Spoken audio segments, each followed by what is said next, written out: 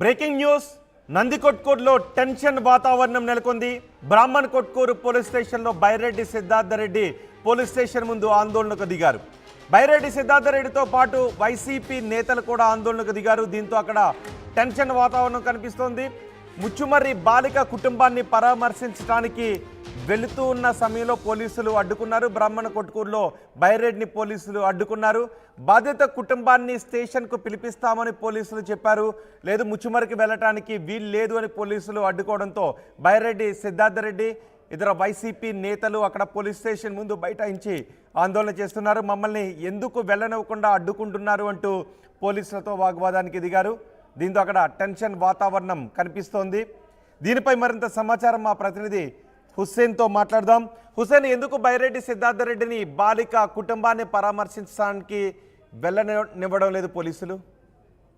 రోహిత్, ఉమ్మడి కర్నూలు జిల్లా బ్రాహ్మణ్ కొట్కూరులో ఉద్రిక్తమైనటువంటి పరిస్థితులు కనిపిస్తున్నాయి. హై టెన్షన్ వాతావరణం కనిపిస్తోంది. ఇవాళ ముచ్చుమర్రికి పగిడ్యాల మండలం ముచ్చుమర్రి గ్రామానికి గత 6 రోజుల క్రితం మిస్సింగ్ అయినటువంటి బాలిక ఎవరైతే ఉన్నారో అపహరణ గురైంది, అత్యాచారం గురైంది. హత్య చేసి ఆ పక్కనే ఉన్నటువంటి ముచ్చుమర్రి ఎత్తిపోతల పథకం సంబంధించిన బ్యాక్ కెనాల్ కాలువలో పడవేశామనేసి 3 మైనర్లు చెప్పినటువంటి నేపథ్యంలోనే గత 6 రోజులుగా పెద్ద ఎత్తున కూడా గాలింపు చర్యలు కొనసాగుతున్నాయి. సెర్చ్ ఆపరేషన్ కొనసాగుతూనే ఉంది.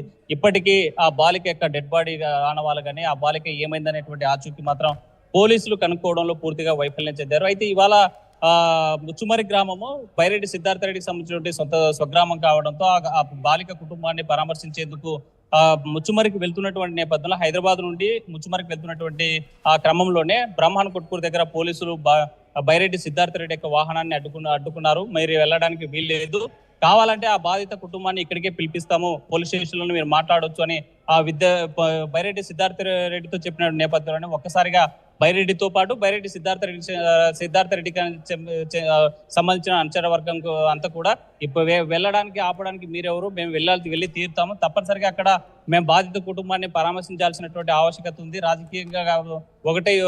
రాజకీయంగా పక్కన పెట్టేస్తే మరోపక్క స్వగ్రామం కాబట్టి అదే గ్రామానికి సంబంధించిన వాళ్ళ ఫాలోవర్స్ సంబంధించినటువంటి సభ్యులు కాబట్టి మేము పోయి మాట్లాడాలి, ఆ గ్రామానికి సంబంధించిన ఆ గ్రామంలో ఉన్నటువంటి బాధితులను పరామర్శించాలనే ఉద్దేశంతో బాలిక తల్లిదండ్రులతో మాట్లాడడానికి వెళ్తున్నటువంటి క్రమంలోనే ఆ బ్రాహ్మణ్ కొట్కూరు వద్ద ఆ పోలీసులు అడ్డుకున్నారు. వెళ్లేటువంటి వాహనాలను అక్కడే ఆపి బైరెడ్డి సిద్ధార్థరెడ్డిని అదుపులోకి తీసుకొని స్థానికంగా ఉన్నటువంటి బ్రాహ్మణ్ కొట్కూరు పోలీస్ స్టేషన్ లో కూర్చోబెట్టడం జరిగింది. అయితే ఇక్కడికే అక్కడ ఈ ఎవరైతే బాధితులు ఉన్నారో ఆ బాధితులను పిలిపించి మాట్లాడతాము, మీరు ఇక్కడే ఉండండి అక్కడే పోలీస్ స్టేషన్ లో బైరెడ్డి సిద్ధార్థరెడ్డి ఒకవేళ ఊరికి వెళితే అక్కడ ఏమైనా ఉద్రిక్త పరిస్థితులు తలెత్తే అవకాశం ఉంటుందని భావిస్తున్నారా?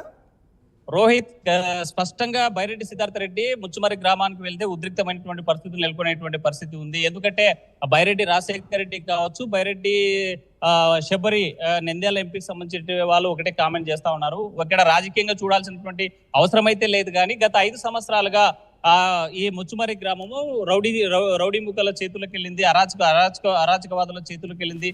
గ్రామం క్రమశిక్షణ తప్పింది, అక్కడ ఉన్నటువంటి కట్టుబాట్లు పోయాయి. కాబట్టి మొట్టమొదటిసారిగా ముచ్చుమర్రి గ్రామంలో ఇలాంటి ఘటన జరిగింది. అభం శుభం తెలియని 8 ఏళ్ల బాలికను బాలికపై అత్యాచారం చేసి హత్య చేసినటువంటి ఘటన వెలుగులోకి వచ్చింది. దీనికి ఎంతటి వారైనా సరే వాళ్ళని ఉపేక్షించేది లేదు, వాళ్ళకి తప్పనిసరిగా శిక్షించి తీరుతాము, చట్టపరంగా శిక్ష పడేలాగా పోరాటం చేస్తామని ఒకవైపు బైరెడ్డి రాజశేఖర రెడ్డి, మరోవైపు ఎంపీ శబరి చెప్పినటువంటి పరిస్థితి ఉన్నటువంటి నేపథ్యం ఉంది.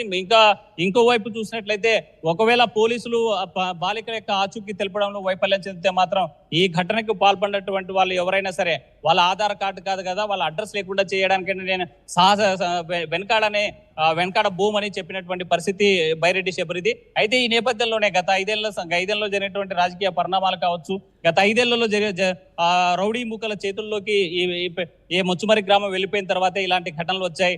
గాంజాయి మద్యం సంబంధించినటువంటి పెద్ద ఎత్తున కూడా వచ్చేటువంటి పరిస్థితి, అలవాటు పడిన పరిస్థితి, స్కూళ్ళ వద్దకి గంజాయి కూడా తీసుకొచ్చేటువంటి ఆ పరిస్థితి ఉన్నటువంటి నేపథ్యంలోనే గత 5 ఏళ్లలో జరిగింది. కాబట్టి ఇలాంటి ఘటనలకు కారణమని వారు ఆరోపిస్తున్న నేపథ్యంలో వాళ్ళు విమర్శిస్తున్న నేపథ్యంలో బాలిక కుటుంబాన్ని ఇక్కడికి పిలిపిస్తారా? సిద్ధార్థ రెడ్డిని వెనక్కి వెళ్ళిపోమంటారా, లేదంటే సిద్ధార్థ రెడ్డిని వెళ్ళటానికి అనుమతినిస్తారా? ఫైనల్ గా ఏం జరిగే అవకాశం ఉంది అక్కడ?